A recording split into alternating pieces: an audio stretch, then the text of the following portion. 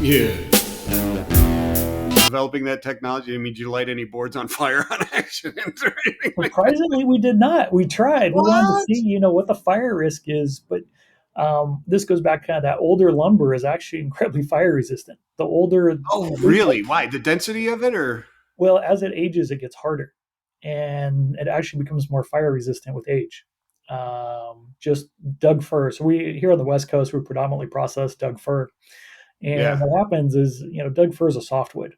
Most construction materials start out as a softwood, but over Okay. time, just age makes it harder and harder. And as it gets harder, two things happen: the bugs have a harder time eating it, and it becomes more fire resistant.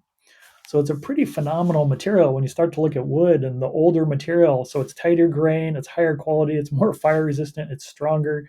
There's just so many wins with this old material compared to virgin, which is really unusual in the recycled world. We're making that switch out of the R&D world, right? So 2.5 years on the research and development side because we're hitting our economic target.